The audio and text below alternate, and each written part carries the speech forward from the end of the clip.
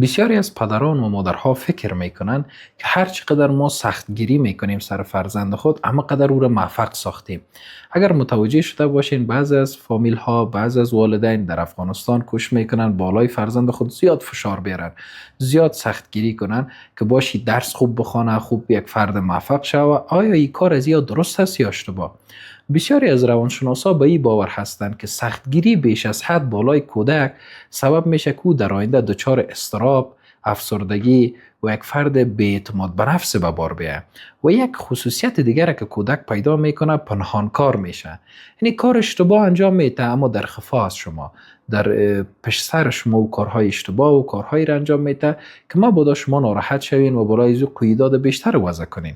به این خاطر هر قدر که سختگیری بیش از حد میشه، هم قدر داینده بر فرزند ما مشکلات بزرگتر و زیادتر را به وجود میاره.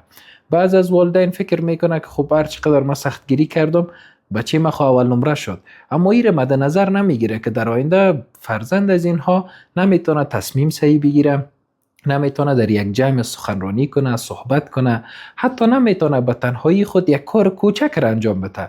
پس ما او اول نمره که توانایی تصمیم گیری به زندگی خود نداشته باشه، مستقلانه زندگی خود پیش برده نتونه، چی سود چی فایده بر خودش و بر ما خواهد داشت. به این خاطر والدین گرامی، شما نباید سختگیری بیش از حد بالای کودکتان داشته باشید. بیاین به جای سختگیری بیش از حد قانون وضع کنین، همراه با محبت، همراه با نوازش. یعنی بهترین پدر و مادر کسی هسته که قانون میگذاره اما در پهلوی قانون عشق و محبت هم نثار فرزندشان میسازه.